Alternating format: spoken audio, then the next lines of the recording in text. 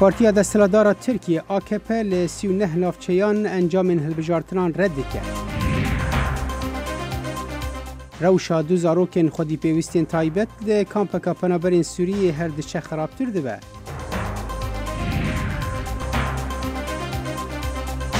ل ایران، عراق و سوریه زیانا پیلا لحیان هین بردوامه.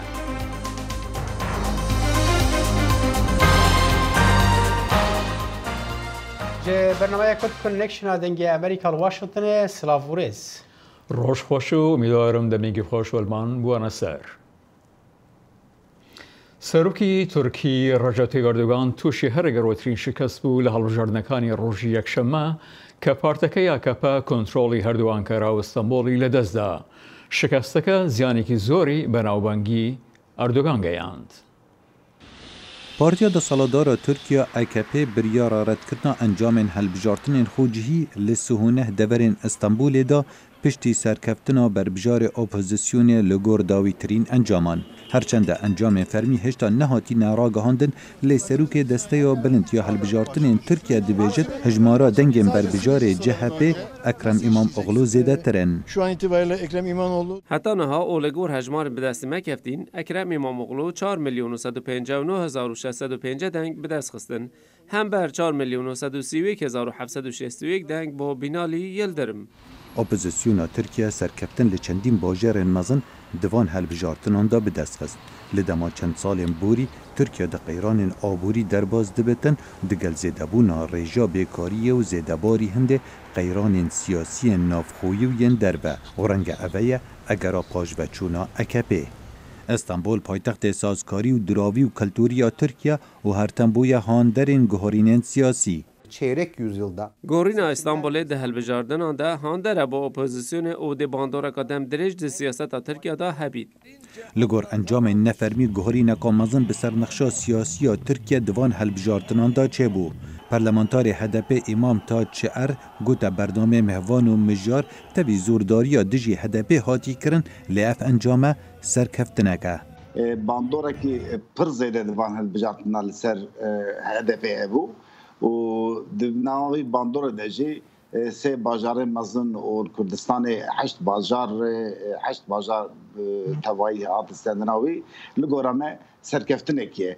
لی به همان زاراوه پرلمانتار AKP زبر ازدمرجی دبیجتن تاوی پاجوچونا AKP لباجر مزن لی ام توایی و هلبجارتنی به سرکفتن دبینین. اما AK Parti gavago dibseri xovena ve dine zaman bu işlere tamaşa dike yani AK Parti serketiye.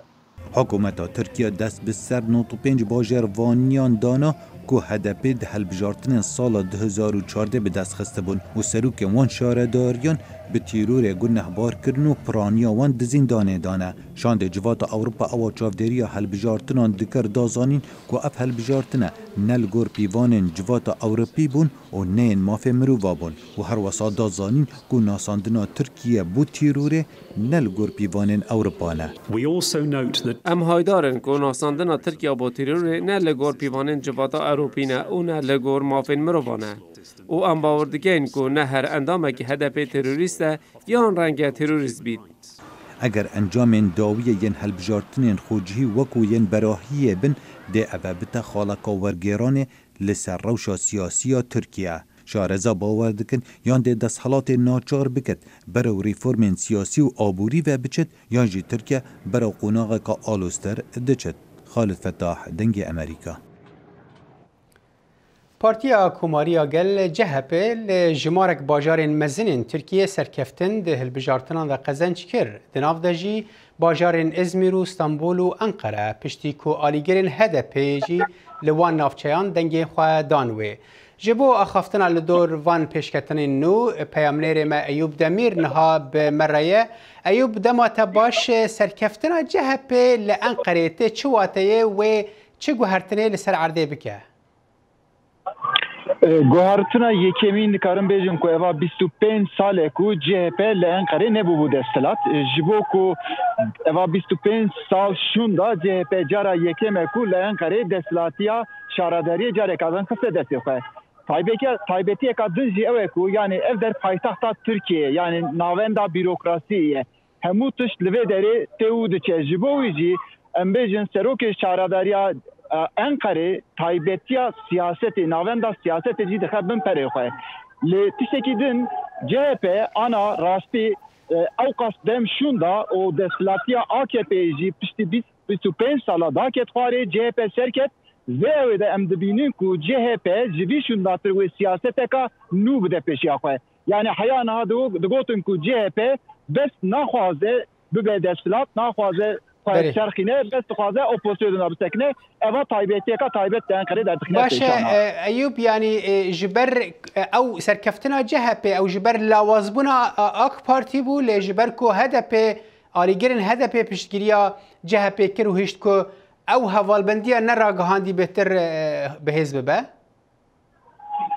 hevalbendi rastî hevalbendiya HDP li gel CHP gelek giringe li Enqerê em dikarin bêjin ku zêde nîne ji bo çi dengê HDP ku li Enqerê em didin berçav ew qas dernakeve dîsa tesîra HDP li ser vî dengirtina CHP heye aliyê din da jî CHP tenê jî HDP na em bêjin jî opozisyon jî destpilatiye yani AKP û ji MHP jî dengirtiye hem ama li gorî Enqerê gava em didin berçav sedan şeş deng ji ew ê girtiye mesela çi ye AKP 25 navçe li vê derê AKP 19 navçe girtiye CHP 3 navçe girtiye bes MHP 3 navçe girtiye yani bajarê mezin da AKP û MHP hilbijêrên AKP û MHP deng daye CHP ji bo wî jî em dikarin bêjin ku yani vê derê da tenê jî HDP na ji vê derê jî CHP dengirtiye باشه هدف دوی او خود هر حال نتنی انقره یعنی تجربه الانقره یعنی بحث انقره دکن لگلک نافچیان لباجار المزن استانبول و لجهندین جی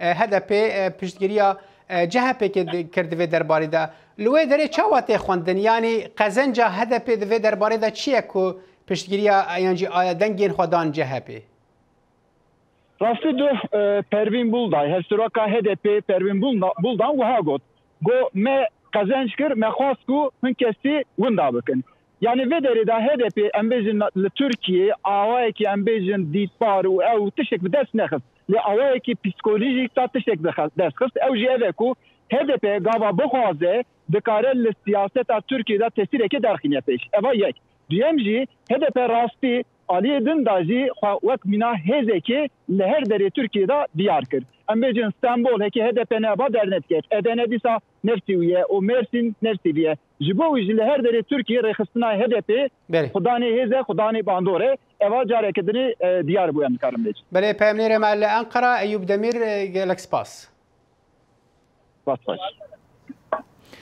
هەر کات لە وڵاتانی جیهانی سیم و بەڕێزکارچوودا هەڵبژاردن هەبووە وڵاتەکە لە باریکی نائاساییدا و بۆ جۆرەها ڕوودا و سیناریۆ هاتوۆتە ئاراوە بۆ کارتێکردنە سەر دەنگدەران و تورکیا شیکەرەوان دەڕوانە تورکیا کە لە لیواری هەنگەونان بەرەو دیموکراسی و لەولاوە گەڕانەوە بەرەو فاشزمە ئاخۆ ئەو ژێرە بۆ چوونەوەی ناکردنە سەبارەت بە تورکیا دروستە دکتۆر کامرامەنتێک مامۆستای زانستی ڕامیاری لە زانکۆی سەڵاحەدین بەم جۆرە وەڵاماندا بەڵێ بەبێ گومان جیهانگەرایی وای کردووە کەوا هەڵبژاردنەکان بە تەنها مەسلەیەکی ناوخۆنە بێ بەڵکو مەسلەیەکی جیهانی بێ ئێستا هەموو ڕووداوەکان لە هەر شوێنێک ڕوودەدەن جگەر لە حکوومەت و دەسەڵاتەکانی ناوخۆ کاریگەریان بەسەر هەڵبژاردنەوە دەبێت اینجا لە وڵاتێکی وەکو جیهانی سێم کە بەڕێز ئاماژەت پێکرد کە دەسەڵاتدارەکان خۆیان بنەماکانی دیموکراسی لە پێناومانەوەی خۆیان و لە پێناو حکوومەتی تۆتالیتاری خۆیان بەکاردێنن دۆخەکە ئالۆسترە هێڕش ئاسمانی و زەمینەکانی تورکیا بۆ سەر قەندیل و هەرێمی کوردستان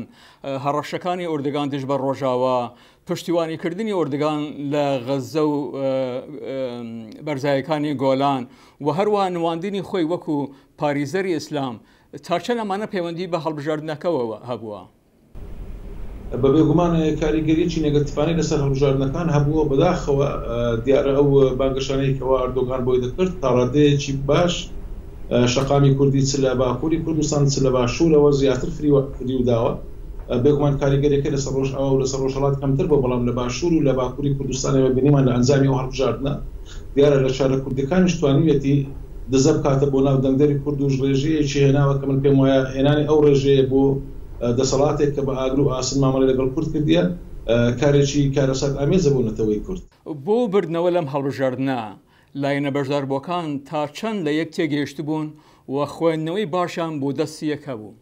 بە بۆچوونی من خوێندنەوەکان بۆ یەکتر تا ڕادەیەک تەندروست نەبوو لەسەر بنەمای ئایدۆلۆژیا بوو. بنەمای ئایدۆلۆژیەکانیش دیارە هەمیشە وەکو کارتێک بەکاردەهێنرێن لە ململانەیە تەکتیکیەکاندا. ئەو ململانەیە کە ناوچەکەدا هەیە وەکو زۆر زارتر ئاماژەم پێکردو ململانەیە لەسەر بنەمای جیۆپۆلیتیک و لەسەر بنەمای استراتیژی لەسەر بنەمای زەوی. بۆیە هەوڵدان بۆ ڕێخستنی ململانەیەکە لەسەر بنەمای ئایدۆلۆژی من پێم وایە جۆرە لە یەک تێنەگەیشتنێژی دروست کرد بوو. نزیکبوونەوەی کورد زیاتر لە چەپەکان و دوورخستنەوە لە خەت دوورکەوتنەوە لە خەتی ئاکپارتی وای کرد کە دوو شەپۆڵی بیرکردنەوەی جیاواسە بێتن، بیرکردنەوەیەک کە پشت بە ڕەهەندە ئاینیەکان دەبەستێتن لەگەڵ بیرکردنەوەیەک بە پێچەوانەی ئەو. دکتۆر چۆن دەڕوانە دەرەنجامی هەڵبژاردنەکان چ بردنەوەی جەهەپە لە شارە گەورەکانی تورکیا بە تایبەتی ئەنکارا و ئەستەمبول و هەروەها بردنەوەی هەدەف لە شارە کوردیەکان؟ بە جۆرەی کورد هەر لایەنێک لە لایەنەکان باتەوە بۆ کورد کارەساتە لەبەرەوەی ئەزمموی ڕابردووی کورد لە ماوەی 100 ساڵی ڕابردوودا کورد لە باکووری کوردستان دیارە ئەزمموی جەهەپەشی تاقی کردوێتەوە کە ئێمە بینیمان کۆمەڵێک جینۆسایدی زۆر گەورە هەر لە شێخ سەعیدی پیرانەوە تا دەگاتە دەرسیم و تا دەگاتە کوشتارگەکانی بەو دوای زەنجی جیهانی دووەم. بەنسبەت ئەردۆغانیش دەسەڵاتی بابڵێن ئەو ئاکپارتی ئێمە دەبینین کە لە ساڵی ڕابردوو لە 2 ساڵ بەردە ئێستا زیاتر لە 5 شاری کوردی وەران کردو بە شێوەیەکی ڕاشکاوانە تەنانەت ناسنامەی کوردی بوون لە باکووری کوردستان دەسڕێتەوە. لەبەر ئەو هێزانە هەمیشە ئەگەری ئەوە هەیە کە دژی کورد هاوپەیمانەتی دروست کرد وەک بینیمان. چۆن دەڕوان هاوپەیمانی نائاشکرای هەدەفە لەگەڵ جەهەپەیە لەم هەڵبژاردنە؟ بەڕاستی وەکو باسم کرد هاوپەیمانەتیشی تەکتیکیە دیارە بۆ ئەو قۆناغەیە هەوڵدارە بۆ بچووکردنەوەی ئەردۆغان. ئەوە لەلایەک لایەنێکی پۆزتیفانەیە هەیە لەبەر ئەوەی هەوڵ دەسەڵاتی تاکڕەوی لە تورکیا لاواز دەکات، بەڵام وەکو ئاماژەم پێکرد لە 2000دا لە ڕوانگە استراتیژیەکەەوە جەهەپە مێژوێشی تاڵی لەگەڵ کورد هەیە ڕەنگە ئەگەر بێت و لە ئاکپارتی تونتر نەبوو بێ نەرمتر نەبوو بەرامبەر مەسەلەی کورد. دیارە دەنگەکان لە شارە کوردیەکان لە نێوان هەدەپە و ئاکەپەدا دابەشکرا بوو. دوێنێ کچە کوردێک لەوان وتی من کوردم و دەنگ بە کورد دەدام. بۆ کوردێک لەو بارودۆخەدا دەبی دەنگ بە ئاکەپە بدات. لەبەر ئەوەی دیارە شەپۆڵ ئاینیەکان کاریگەری ئاینی ئایدۆلۆژیای ئاینی کاریگەری زیاتر بۆ بەداخەوە لەسەر تاچی کورد. وەکو باسم کردنەک بەتەنها لە باکووری کوردستان لە باشووری کوردستانیش زۆر دەنگ هەن کە بانگەشە بۆ ئاکپارتی دەکەن. دیارە لە دنیا وەروایە ئاین زیاتر کاریگەری لە ئایدۆلۆژیەکانی تر هەیە. بۆیە من پێم وایە کورد دەبێ لەو هەڵبژاردنانە دەرسێک وەرگرێ بۆ ئەوەی لە هەڵبژاردنەکانی داهاتوو یا لە بواری سیاسەتکردن لە داهاتوودا ئەو هێڵە ئاینیە فرامۆژ نەکا. دکتۆر کامرەمەنتێک مامۆستایی زانستە ڕامیاریەکان لە زانکۆی ساڵەحەدین زۆر سپاس. زۆر سپاس. لە هەرێما سەرحەدێ خەلکێ دەنگی خۆ ji بۆ 75 شارەداریان دا و دە ئەنجامên nefirmî de diyar dibûn ku HDP li Wanê Colemêrgê Qersê û Êdirê bi ser ketiye. هەروەها شارداری ئەرزروم و موش و بەتلیس و ئاگری کەوتونەتە دەستی پارتی دادوەگەشە پێدان ئاکەپە و شارداری ئەردەخان کەوتێتە دەستی پارتی کۆماری گەل جەهەپە. Jivan bajaran Qersê ku beriyan hede destê Partiya Tevgera Netewperest MHP'da bû, sürpriz hate jiyandin û kete destê HDP. Yek ji bajarên ku sürpriz hatiye jiyandin jî Îdir bû. Li Îdirê li gel ku hemû partî li dijî HDP bûbûn yek, lê cardîn HDP serket. Bajarê ku HDP herî zêde deng winda kirî Agirî bû. Li Agirî 2014 heya nehe, HDP di şeş hilbijartinan da Partiya Yekem bû. Lê divê hilbijartinê da HDP li Agiriyê pir deng winda kir. Hilbijêr sedema vê yekê pêşiya hilbijartinê ji me re gotibû ku em berbijarê hevşaredarê xwe nas nakin û me hez dikir ku kesek ji Agiriyê bûye berbijarê me. Her wiha li Colemêrgê şaredariyên Şemzînan, Çelê û Dêrêcik jî ku beriyan he di destê HDP da bû ve guhastin AKP. Dîsa li Wanê beriyan he hejmara şaredariyên AKP dibû. Divê hilbijartinê da ev hejmar derket çaran. Piştî li Wanê encam eşkere bûn, rêxistina HDP li ber avahiya xwe derbarê hilbijartinê da daxuyaniyek da çapemeniyê û ji bo piştgiriya gel spasiyên xwe ragihand. Hevşaredarê bajarê Meziniyê Wanê Mustafa Avcı di axiftina xwe da balkişan ser encamên hilbijartinê û bang kir ku heme alî rêzê nîşa îrada HDP bide. تشتكي خراب ناخوازن ام زور دستي للتكسي ناكن تاني انفيا دليجن وقتا والحرمة تجبرة در نخنا بيش تاني تشتك دمينا دست مدا لهمبر زرمي امي بر خوبدن ونكارن سري ما بالتوي Av cihêrî dawiyê spasiyên xwe ji gel re pêşkeş kirin û got ku ew ê piştî çend rojan dest bi kar bikin û qayûman bişînin. Bi xêrxweşî çend roj şûnda em ê mazbatê xwe bigirin, em ê bi we hevra cevê gerê xwe xwedî rûmet ra em ê herin wê şaredariya xwe wê dîna xwe azad bikin qayûm bidefînin bila hera. Hêjayî gotinê ku piştî hilbijartinên xwecihiyên di sala 2014 da Wezareta Karê Hundirîn li şûna gelek şaredariyên di destê HDP da qayûm diyar kiribûn. Di vê hilbijartinê da piraniyan van şaredariyan ku qayûm hatine diyarkirin carek din ketin destê HDP.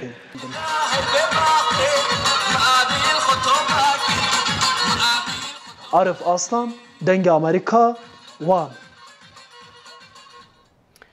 ایران راستی پلا سیما لحیان هاد ده ناوا دو هفتهیان دا که ده انجام باران گران دا آو ده سرچمو پر گلک نافچین پاریزگاه لورستان را رژیان.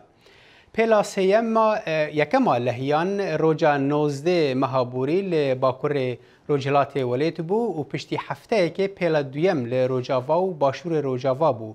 مدیا دولت ده بیجه هری کم 44 کس تانها هاتنه کشتن. برپرس دبیجن ل 15 پاریزگهان لحیان زیان گهاندیه 400 گند و باجاروک و هشتیه 6000 مالبات جمال خواه برون. ل پاریزگاه سلیمانی هریما کردستان عراق جی ده چند روزین بوریده بارانک گران هاتو روجا یکشمه همی دبستان هاتبون گرتن تیزانین ل آلی سوری جی او هرم راستی لحیان هاتو زیان گهاند گلک نافچه سینورین لگل هریما کردستانی. وململانی نیوان جوترانی کرد و عرب و ترکمان لسر خواندارتی کردنی هزاران دونم زویل لناوشکش لسرکان بردوامه. سروکایتی کمار لجنیکی بو چارەسەرکردنی کێشەکە پێکێناوە بەڵام تا ئێستا کێشەکە وەکو خۆی بە چارەسەر نەکراوی ماوەتەوە. کێشمەکێش و ململانەی نێوان جوتیارە کورد و عەرەب و تورکمانەکانی سنووری کەرکووک لەسەر خاوەندارێتیکردنی زەویە کشتوکاڵیەکان بەردەوامە. طبعا زەوی وەختی سەدام زەوی کێ مسادرە بوو تورکمان و کورد لە پەرلەمان کورد 50 مەقعدی بوو رئیس جمهور خۆ لە برە کوردەکان بوو لە سقوط حتا ئێستا بەس نەیتوانن حەلی زەوی بکەنەوە لە کەرکووکەوە بۆ ئەندامانی برا عەرەبەکان خەڵک کەرکووک لە پەرلەمان لەگەڵ باقی عەرەبەکان کە عەدەدیان زۆرە طبعا نزیکی 275 لەگەڵ ئەوانە بە نەفەسی قومی عنصری قساکەن کە ئەڵێن کاکە وەرن تەسویتکەن ئیلغاء العقود برا عەرەبەکانی کەرکووک ئەرۆن لەگەڵ ئەو عەرەبەکان قسەکەن ئەڵێن بزان کورد گەرەکێتی زەویمان وەر احتیلال بکات ناڵێن ئەم زەویە ئەسڵەن هین تورکمان و کورد بوو. ساڵی 1975 ڕژەمی پێشووی بەعز لە چوارچێوەی پرۆسەی تعریب و تەرحیلدا هەزاران دۆنم زەوی لە جوتیارانی کورد و تورکمان سندەوە و دانی بە جوتیاری عەرەب. دوای ساڵی 2003 کوردەکان گەڕانەوە سەر زەویەکانیان و پاش 16 ئۆکتۆبەری ساڵی 2017 عەرەبەکان جارێکی تر گەڕاونەتەوە و دەیانەوێ کوردەکان لەسەر زەویەکان دەربکەنەوە. ئێستا بەغدا دەستوەردانی کردووە پێم وایە لیژنەی کشتتوکاڵی هەموو کاتێک دەگەڕێنەوە بۆ بەغدا و لەگەڵ دەستەی هەماهەنگی پارێزگاکان کۆ دەبنەوە هەروەها لەگەڵ وەزارەتی کشتتوکاڵ لە پێناو ڕێکەوتنێکی تەوافقی بۆ هەموو جوتیارەکانی کەرکووک. ململانەی نێوان جوتیاری کورد و عەرەب لەسەر زەویە کشتتوکاڵیەکان گەیشتووەتە ئاستی پێکدادان بۆیە سەرۆکایەتی کۆماری عێراق لیژنەیەکی بۆ چارەسەرکردنی کێشەکە پێکێناوە. دوو بڕیارێکی پێوترێ بڕیاری ئیستیملاکە بە بڕیاری مەجلیسی قیادەی سەورە ئیستیملاکرا و ئەرزانە ئەوانە پێویستی بەوە هەیە کە هەڵوەشێتەوە بەڵام زراعە ڕێیەکی ترێ وزاری زراع لەسەر و بابەتە دەتوانێت بە قانونی ئیسلاحی زراعی 170 ساڵی هەفتە ئەوانە بداتەوە خاوەنەکانیان بداتەوە بە خەڵکەکانی خۆی و ئەوکانی تریش کە خەڵکی منطقەکەنین و هاتوون لە منطقەکە بە ناوی حیزامی ئەمنی و هاتوونەتاوێ ئەوانە قەرەبوو بکرێنەوە پێناچێت کێشەی خاوەندارێتیکردنی زەویە کشتتوکاڵیەکان لە نێوان جوتیاری کورد و عەرەبدا بە ئاسانی چارەسەر بکرێت بەو پێی هەردوو لایەن پشتیوانی سیاسیان هەیە و نایەنەوێ مل بۆ چارەسەرکردنی یاساییانەی کێشەکە بدەن. دڵشادنوەر دەنگی ئەمریکا کەرکووک. تازە ژیان لە وردگای پەنابەران سەختە بەڵام زۆر سەختترە کاتێک کەسێک لە ئەندامانی خانەوادە پێویستی تایبەتی هەبێت. مالباتە عفافێ دوو زارۆکên خودی پێویستیên تایبەت هەنە lê ji ber rewşa aboriya xerab ewlikara pêwistiyên wan dabîn bike. Pemnêrê me li Reqayê serdana malbatê kir û ev raport amade kir. Jiyana koçberî û kampan dijwar e ji bo mirovên normal. Lê ka ku di malbatê de du kesên kêm endam hebin. Di vê çadira 2 mîtr û nîvan bi 3 mîtran da malbata Efaf û du zarokên xwe yên astengdar hene dijîn. Efaf ji ber tunebûnê êdî nedikare xwarin û pêwîstiyên keçên xwe bidestxe. ئەف کەچا من تەمەنەی 15 ساڵە ئەو خواردنە تایبەت دخوات وەکە شیر و موز لێ ئەو بهانە و ئیمکانیا مەتونەیە هەروەسا هەردەم نەخۆشە و هەوجەییاوێ bi dermanan heye lê li vir tiştekî ji bo wê nakin keça min pêwîstî harîkariyê ye ez gelek westiyame hindek cara ez ji malê derdikevim da vê rewşa xirab ji bîr bikim. Efaf dema kar dikirî beşek ji pîdîviyên keçên xwe bi dest dixistin. Lê ew bû nêzî saleke ye bi tenê mehekê kar kiriye. Ew serdana rêveberiya kampê dike ji bo di warê paqeşiyê de kar bike. Lê dîsa kar bi destê wê nakeve. أنا السنة الماضية اشتغلت بالحمامات شهر. سالا بوري من دواري باقجية دا مهكي كاركر. روشا من بجاكي باش بو ومن بيتفين كتشا خوا بجهد كرن. اي سال من ديسا خواست استكم بيدا كار بكم. ليج مرة قوتن كارتونية. از هيفي دكم كاري بكم جبو كتشن خوا. د کامپا عین عیسی دکتورین پسپور جبو کچا عفاف تنانه. هروها هفجینی عفاف شی بیکارو نشتیه. گوبتنه پراکی نپر جبو کچا وان پیوسته گوجنووا دکاربه بمشه. لا تنابون پری و هندکی نتزانه. هنا بالمخيم بحاجة إلى لفي كامبي دكتورين باسبور جبو كچامات تونانه لنگي وي گلک دیشه ما به پاچان گیری دایه از بکارم روشم خرابه تا اف چادرا سر ما قطیایه ما امه چه بیجین چه نابیجین لگور سرجمار ریخستنین مروفی لکامپا عنا عیسا 157 کب اندام لکامپه هنه لتو آلیکارین تایبت برچاو جبو وان نای پیشکش کرن ریبر کولو دنگی امریکا کامپان عیسا کاربەدەستانی فەڵەستینی لە ڕۆژی سێشەممە وتیان هێزەکانی ئیسرائیل تەقەیان لە پیاوێکی فەڵەستینی کردووە و کوشتویانە لە دەمی پێکدادانەکانیاندا لەگەڵ هێزەکاندا لە کەناری ڕۆژاوایی داگیرکراو. لەشکەری ئیسرائیلی دەڵێت هێزەکان ئەو کاتەقەیان کرد پاشەوەی فەڵەستینیەکان بەرد و تەقینەوەیان هاوێشتە سەر لە کاتی دەگیرکردنیدا لە باشووری ڕۆژهەڵاتی ڕامەڵا. واشنطن جارێکە دن باڵێ دیکشینە سەر کۆچبەران و ئەولەکاریە سینۆر پشتی سەرۆک دۆناڵد ترامپ هشداری دا کو ئەوێ سینۆری ئەمریکا لەگەل مەکسیکێ بگرە و گوت ئەو دخوازە ئالیکاریەن ئەمریکا بۆ سێ وڵاتێن ئەمریکا ناوەندی ڕاوەستینە. مایکل بۆمان پامنێری دەنگی ئەمریکا ڕادەگەیەنێت هەنگاوەکەی ترامپ لە میانەی چوونە سەرەوەی گەیشتنی کوچبەرانی نەیاسایی دێت کە بارگرانیەکی لەسەر سەرچاوەکانی فێدراڵ دروست کردووە و کارمەندان لە درێژایی سنووری ئەمریکا و مەکسیک. Li gor Wezareta Evlekariya Navxweyî rojê nêzîka 10,000 kes ku piraniya wan ji Amerîkaya navî ne tên devletên yekbûyî. کوچبرên ji ser sînorê başûrê Amerîkayê hatine li gor sala borî 97 ji sedî zêdetir bûye. Meksîko dikare vê yekê li ser sînorên xwe yên başûr bi destekinan din. Serok Trump soz dide ku ew ê tiştekî bike. Em niha mafdarin. Du karwanên mezin ji Guatemala'yê tên. کاروانên گشتایی ji hin dûrê Meksîko derbas dibin. Meksîko dikare vana bisekinîne. Lê wan biryar daye ku nekin. Eger Meksîko vana nede sekinandin, em ê sînoran bigirîn û bodemekî dirêj dêgirtî bihêlîn. Ez heneka nakim. Ev biryara nebe misale de 1985 da Serok Ronald Reagan wekî reaksiyonekî hemberî revandina karmendek rêxistina narkotîkî gelek deriyên sînoran bi demkî girtibû. Girtina dirêjiya deriyên sînora evê bazirganiya di navbera her du welatan de hilweşîne. Nirxa vê salane ji 500 milyar dolarî zêdetir e. Wezîrê Karên Derveyên Meksîkoyê Marcelo Ebrard li ser Twitterê bersiva Trump da û got ku Meksîko serê xwe li ber gefan danayne û ev ê pirsgirêka koçberiyê bi berpirsyarî û rêzdarî rêve bibe. Kanûnderên Amerîkî jî tevlî neqaşan dibin. Senatorê eyaleta Nêv Meksîko Tom Udall yê Demokrat li ser Twitterê hûsa got. Sînorê Amerîka û Meksîkoyê bo bazirganî, karên aborî û zindîbûna çandê deverek gelek girîng e û girtina van deriyan ew ê her rojê 1.4 milyar dolar zirara bazirganiyê çê bike. Digel rastiya ku em bajarekê koçber û penaberan e ji em ewlin e. Em ewlin e ji ber ku bajarê me ji koçber û penaberan pêk tê.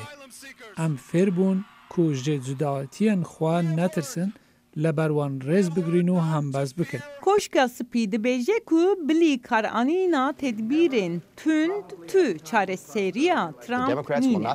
Ew ê demokrat perê zêdetir nedin me ku em vê bikin. û herî girîngtir ew ê qanûna ku mirovên ji Amerîka Başûr û Amerîka Navendî tên diparêze neguherînin. Bi van tengasiyan ew ê serok çi ji destî were bike. Heke bû vê girtina deriyê sinûr pêwîz bibe, ew ê serok bi rastiyane vê pêk bîne. Her wa Trump daxwaz dike ku alîkariya Amerîkayê ya bo El Salvador, Guatemala û Hondurasê jî bide sekinandin ku bo vê biryara Kongresê pêwîst e. Binêrin hêja bi vê raportêra em digihin dawiya Kurd Connection'a îro ta roja înê her şad û bextewar. Ta bernameya ayendeman her şad û serfiraz bin.